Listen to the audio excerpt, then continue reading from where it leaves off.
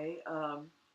You remember we had a theater on Fremont Street called the El Portel at Talk Louder? And when we went in, and remember we're coming straight from New York, and you know you really don't feel it. It might exist in New York, but you really don't feel it because there's so many people.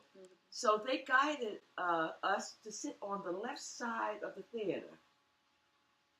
Only African? Only the African? Yes, yes. So Bob and I, we just looked at each other. We were just shocked. So we just sat there because we hadn't been there long. And we went back once again, but then we sat in the middle with everybody else. And then no one said anything to us, but we never did go back to that theater anymore.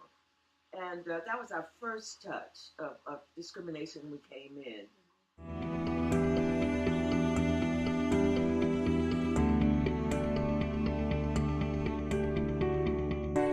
And naturally, they stopped Bob and I in the car because maybe in the dark, they just wanted to check what was going on. And we had a hard time getting things delivered over to the west side because the first thing they would always ask us is, where's your address? What's your zip code? To get things, and or to make reservations. You know, if they didn't like our zip code, then we couldn't make reservations. At a restaurant? Restaurants, and the showrooms. Was that because they knew the zip code? And as like being like a certain race or like a certain economic class or what? Yes, because, but you know, we still had our African American doctors and lawyers and business people over there, you know. But we were really lumped on just that west side of Bonanza Village in that area. And you couldn't live anywhere. We didn't get fair housing until 63, where we could live any place else in Vegas.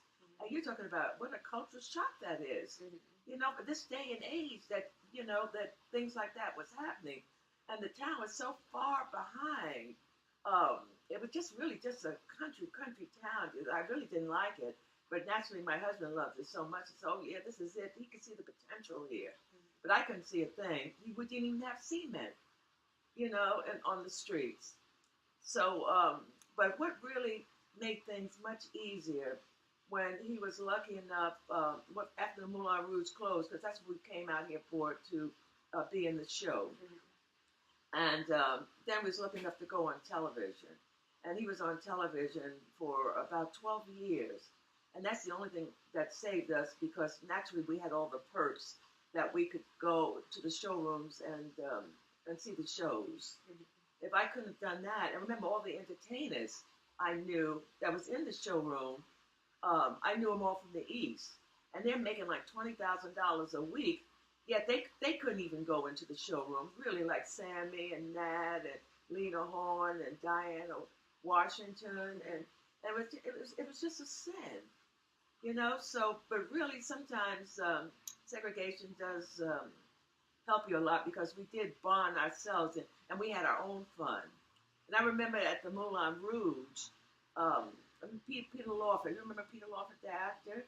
He came and took some of the girls, I can't think of Vanessa Redgrave, I think that was her name, to go and see her. And by the time we got back to the hotel, they had called and said, we just can't have that here, you know, and that was really a hurting thing for me too, you know. But, and then some of the department stores, like Ronzoni's, they would let you come in, but they would just watch you all while you're in there. I guess they think you're going to steal. Yeah. You know, and Fanny's was open. We could try the clothes on there and the hats. But Chick Hicks, I think we couldn't. And remember, he was a senator, and he had a dress shop, and we couldn't try the clothes on in there. So they won't let African Americans try on any clothes in there? Yeah. Could you buy stuff from there? Oh, you could buy it. You just couldn't try it on. You just couldn't try it on. You have to take it out. That's right. And that really just hurts you to your core. And there was a hot dog place that had the best hot dogs on Fremont, Fifth Street or Fifth Avenue, and we could go in there and get the hot dogs, but we had to eat it outside. It was just the most embarrassing thing. That's why this generation, doesn't realize the humiliation that we had to go through. Mhm. But they can kind of tell by our accent and by our clothes, that we were from the Moulin Rouge or from the East, Mhm. So it was a very hostile place, and I really just didn't like it at all. And my husband just loved it. And like say, if we could go and hang out with some of the stars, that made the years a little bit better. Mhm. But it was very hard. I don't think it's a good thing we were in show business because then we went into the Dunes with Larry Steele, and then I went into the Flamingo with Pearl Bailey, and things were a little easier. And but it was very chilly, very cold, and we had a lot of problems, truthfully, with the police. Were there separate entrances at places? Well, to go into the showroom, even though we worked there, we had to go in through the kitchen. They wouldn't let you go through the front door. No, now Bob is on television. Remember I mentioned that? Yeah. And he had to go in through the kitchen. I think it was. I was thinking I was trying to think of what hotel it was. But he had to go into the kitchen, but he's in everybody's home because he was on television for 12 years, but still had to go in. It's just stupid the way it is. But it's just the people that are insecure or uneducated that really behave like that. The people with any kind of intelligence, that we're all from the human race, and we don't have any. We all want the same thing, better things for our children, and so it was just so behind time.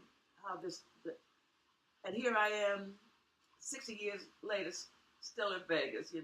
Yeah.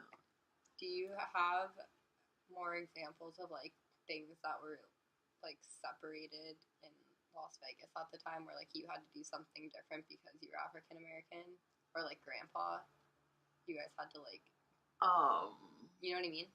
Well, what our problem was that we couldn't live out of the West Side, Mm-hmm.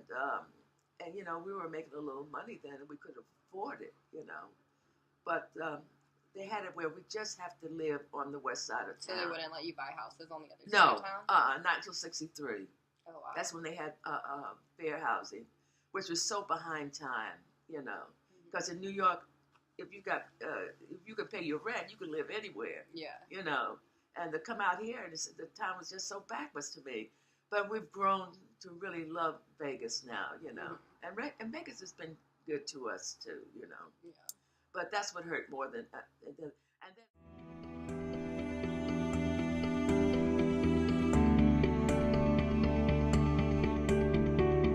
Do you ever feel like you had an advantage because of your class?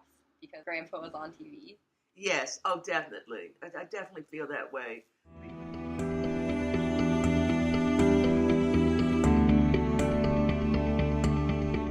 Because we could go and catch all the shows.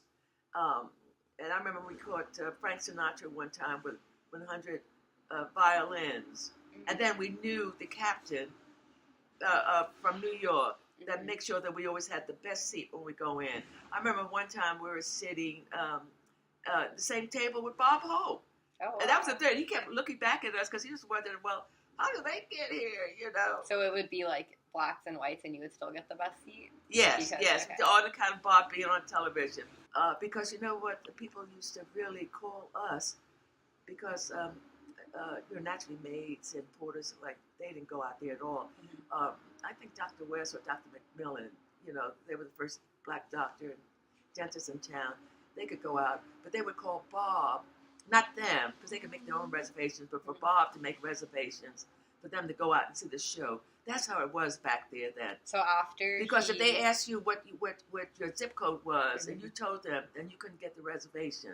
But when Bob would call Bob, and Bob would make the reservations, then they would get it. It won't be the best seat, but they will at least get into the showroom.